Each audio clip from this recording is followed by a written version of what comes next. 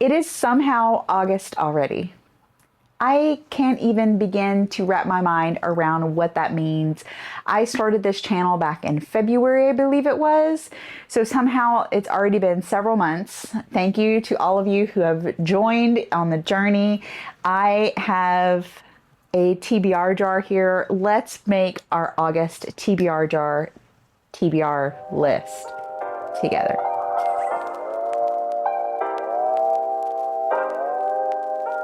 For those of you who don't know me, my name is Carly. I read and review historical fiction, and I started in June a TBR jar. I went through and pulled all the names and authors of all of the physical books that I own, and I put them in this jar.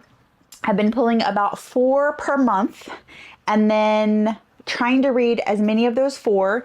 If I read about 50 pages and I don't like the book, I DNF and the book gets donated. So far, the books that I have read, I have really enjoyed. The month of July, I did not get to read nearly as many of the TBR books as I had hoped. So, but I think that could be because of just all the various things that are going on in my life right now. So I want to pull my August TBR jar pulls with you. Let's do it. It is packed in here. So let's see what I find. What are we gonna get? And just know that although I mostly read and review historical fiction, I do have a pretty varied mix of books. So it could be a little bit of anything. Oh, this one's gonna be perfect. Perfect for August. 2 seconds. Hester. This book has been on my list forever. Everyone says that I'm either going to love it or loathe it. Nowhere in the middle. I love witchy books, but what I don't always love are books that are about women persecuted, that's the right word, for witchcraft that weren't actually witches. So a great example of that is, I never know how to pronounce, Chris Bojalian. His book, Hour of the Witch, was not my favorite because there was no actual like witchcraft. I mean, there was a hint of something witchy, but it was mostly just like a book about a trial, about a woman on trial for witchcraft because her husband was a piece of shit. And I don't know, I found that book very boring, but a lot of people love it. A lot of people love this book. We will see if I love this book. But this is number 1. It's a great pick for August. I am like ready to embrace fall reading. All right, number 2. This one. That one really wants to get picked. I don't know, I may pick that one too.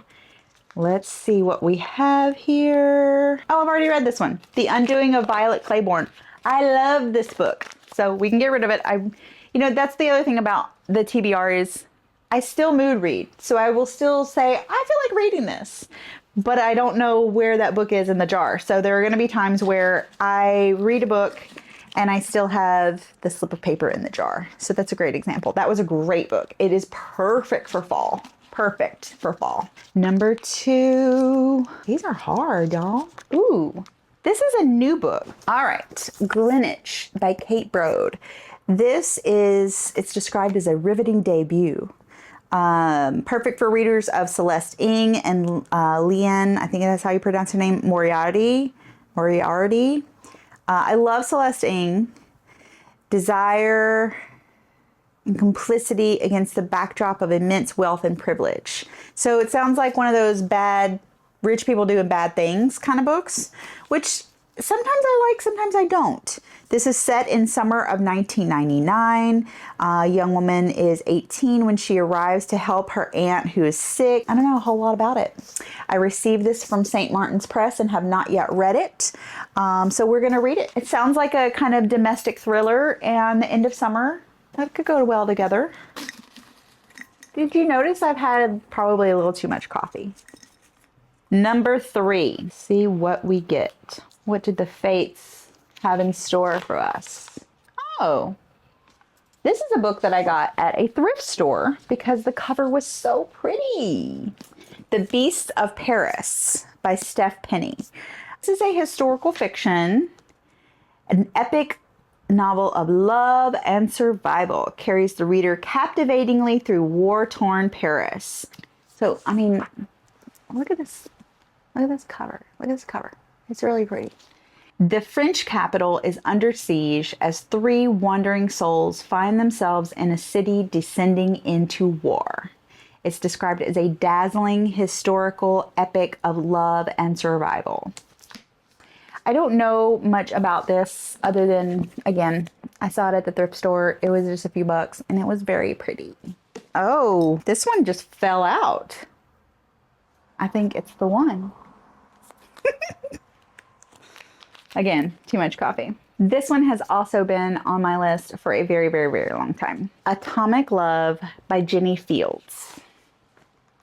This is set in Chicago, 1950. And it is a novel of love, desire, betrayal, and her choice could save a nation. So what I understand is kind of a Cold War novel. 5 years after the atomic bomb, her guilt over the bomb and her heartbreak over her colleague are intertwined. We follow an FMC who was a physicist on the Manhattan Project who had a passionate love affair with her colleague. As Rosalind's feelings for each man deepen, so too does the danger she finds herself in. She will have to choose the man who taught her how to love or the man her love might save. So it sounds more like a love story centered around historical events. I got this from Book of the Month years ago, and I think it was after I read a couple of books about the Manhattan Project that I enjoyed, and I was like, hey, let me try this one, and it has sat on my bookshelf ever since. So there you have it. This is our August TBR. According to the TBR jar, we have a witchy book. We have what sounds like a kind of meandering adventure in war-torn Paris, circa late 19th century. We have a Cold War love story, and we have a rich people doing bad things domestic thriller. This sounds like a pretty solid August TBR, if I do say so myself. I have a few other books up my sleeve for August. I've read most of my advanced reader copies, so I think I'm going to be doing a little bit more mood reading in August, and I have some things that I really want to tackle. It just feels like the right time to read something either like Demon Copperhead or what's that Donna Tartt novel that everybody talks about? That one. You know which one I'm talking about. I've still not read that one. And it, you know, that could be a good August or September book. Everybody says that I will probably not like it, even though everyone else loves it. So I'm curious to see. The end of August, to me, it always feels like, you know, that summer's coming to an end. I really want something that I can sink my teeth into. This is the time of year that I would typically pull out. When I was like a teenager, I would pull out a big, thick volume, think like Edward Rutherford or something like that. And I would dig deep into that novel. And I'm really feeling drawn to that. Another option for August might be Lonesome Dove. I don't know if you guys know this, but on TikTok, that book has blown up. Everybody is reading Lonesome Dove by Larry McMurtry and loving it. And all of my friends there are saying that I need to, must read that book. And it's, you know, that thick, juicy nugget. I am also going to be headed west with my friends at the BBFL reading To the Wild Horizon. This is by Emma Jean Martin. I believe this is the first in what is going to be a series. It's about a young woman who she and her young brother join a wagon train set for Oregon, so the Oregon Trail. And I want to say she may in someone's life, and that's why they go on the run. And along the way, she meets a man and kind of falls in love. It sounds a little bit like Where the Lost Wonder, but I'm really curious about it. This is what the BBFL selected for August, so add that to the stack. Another option for August, where is it? The brand new Adriana Trigiani just came out, and I love her work. I'm very curious about this one. It sounds a little bit more contemporary than the other books that I've read, but it sounds like it has kind of her quintessential family drama element, which I absolutely love. And this one, this just, the cover, look at this, look at this. Can you see, can you see, can you see it?